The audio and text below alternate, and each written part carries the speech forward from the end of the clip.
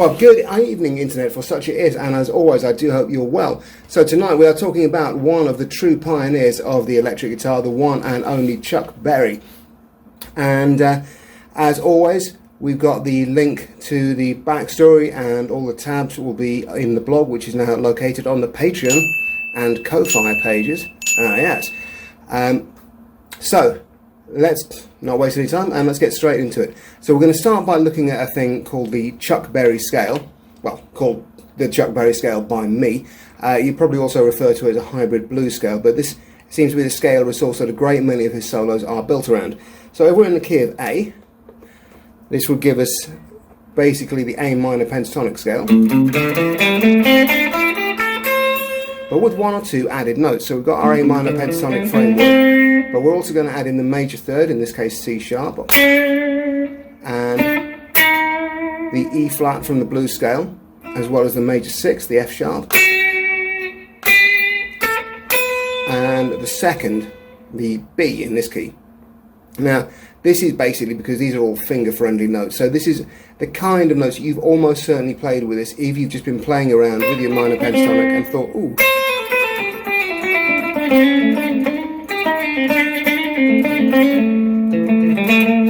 That type of idea, just taking the minor pentatonic as a framework and then colouring it with notes that happen to be finger-friendly and easily accessible around it.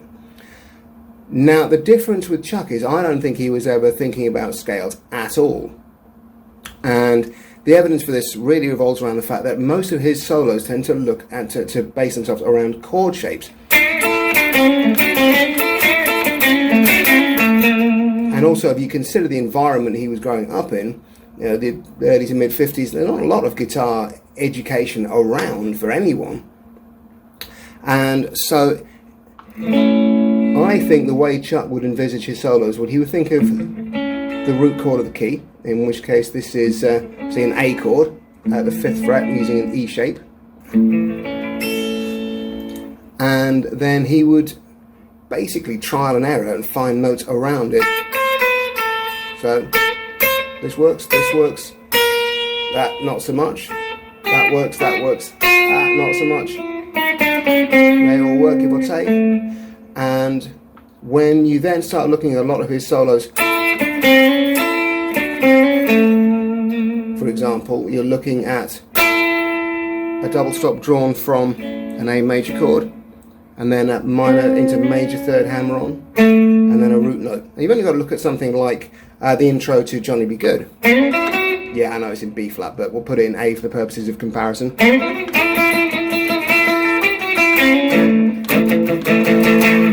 So straight away, you've got coming in on the major third, you've got a chord tone there, the 5th, you've got an easily accessible nearby tone there, the 6th, and then you've got a little double stop there, and coming in again, same double stop,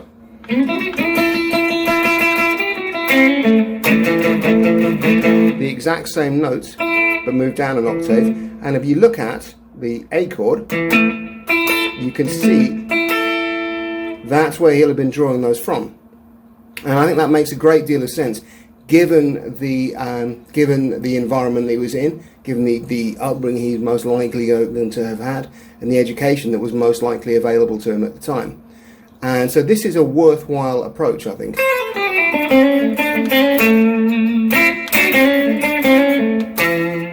And informs some of the wider interval note choices like that.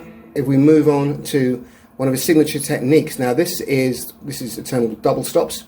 This is where we're playing two notes together, and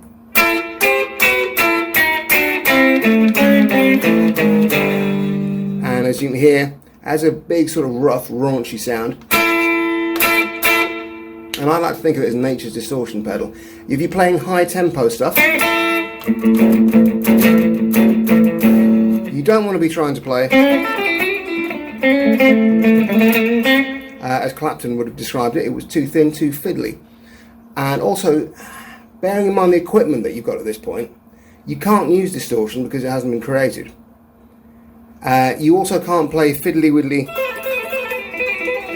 because you're playing a guitar that most likely has an action 1/4 of an inch high and strings are the same gauge as telegraph wires. So you're not really in a position to do anything particularly fiddly. So what do you do if you want to transmit a lot of energy in a solo? What do you do if you want a big dynamic sound that takes up a lot of space? Well, you use 2 notes at the same time.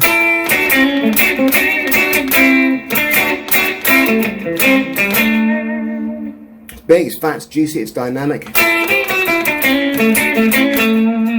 Filled in a lot of space, and it's a really exciting sound, and that's of course really what Chuck was aiming for.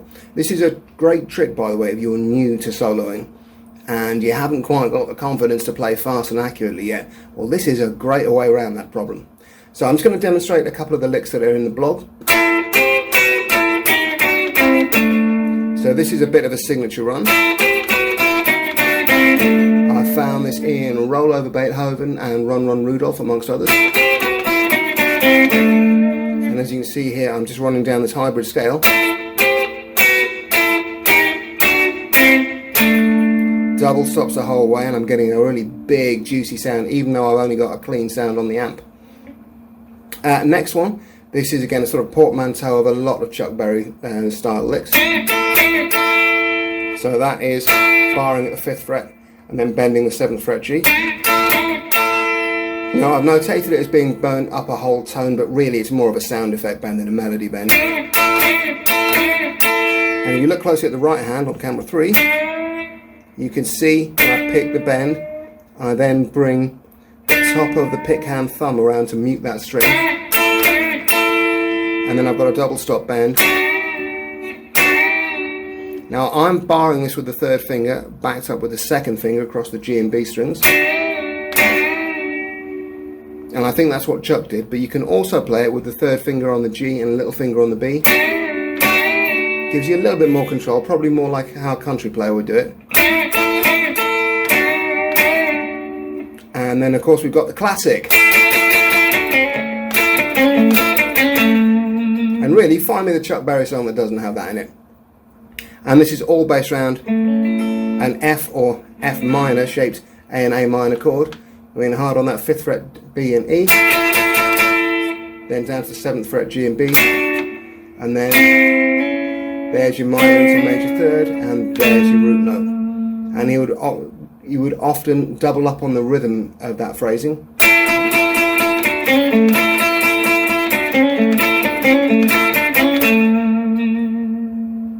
Now moving on to Chuck's blues playing, and yes, there was some.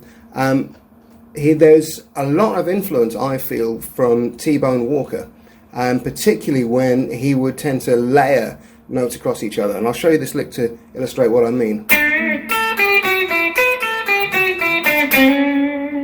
So what I'm doing here then, I've got my signature bend on the G at the 7th fret, running down 5th fret E, 8, 7, 5 down the B. And then I'm going to jump up and do the same rundown, but starting from the next degree up in the scale. So in this instance, in my hybrid blues scale, that is the 7th fret note on the high E string.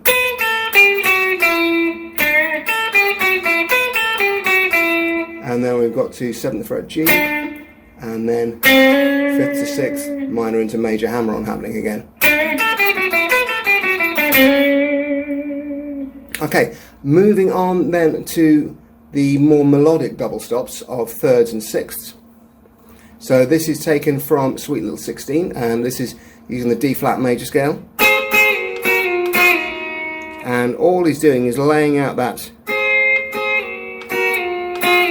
There's the notes of the scale itself. A flat, G flat, F, E, and then here we have the notes a 3rd higher.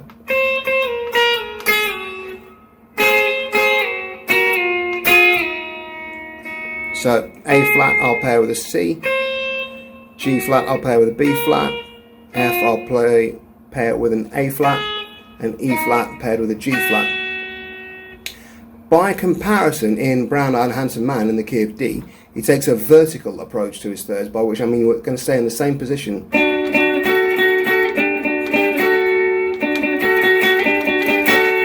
So I'm staying with what appears to be a F-shaped D chord, and I'm going to play root third, third and fifth, root and fourth, root third, root note on its own, root third, root fifth, fourth, excuse me, and then third and fifth together.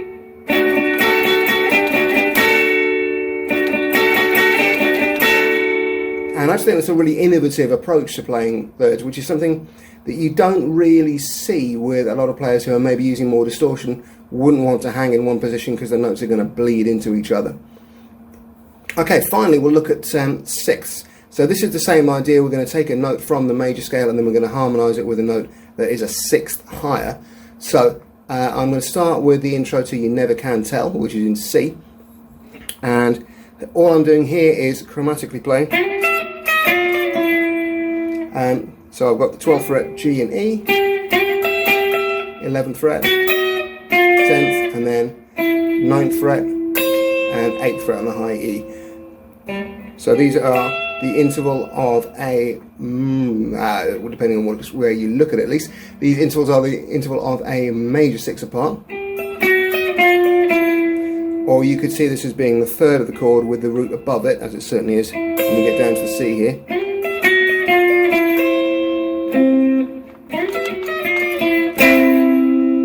And then we've got the final one, possibly the most challenging example technically. Now this is taken from Long Distance Information in the key of G flat.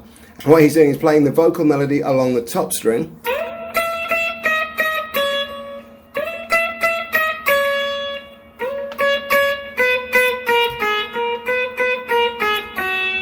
And then harmonising it with a note a sixth below.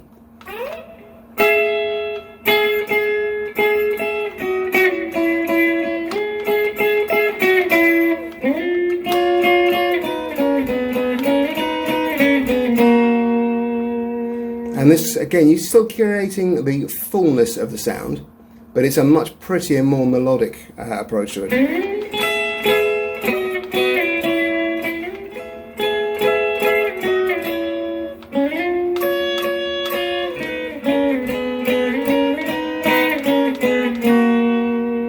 And again, a little bit more quickly.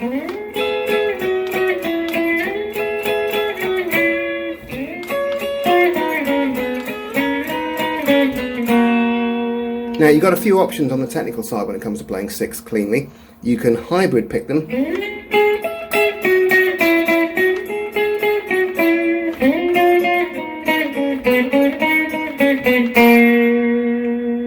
Which does lend a degree of priority, I guess, to the note that's being picked on the G string as opposed to the note being played with the fingers. But it's much more a country style. I think Chuck, when he was strumming them,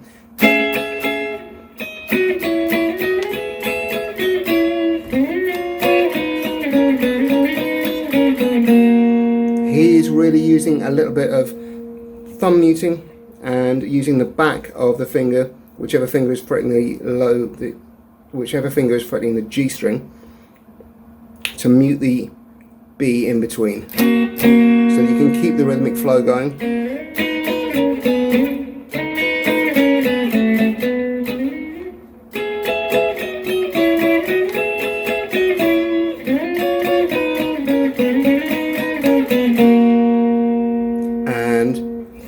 That's why you can see me using middle and third for the interval we've got here. You might think of being a major sixth, and middle and index finger for the minor sixth.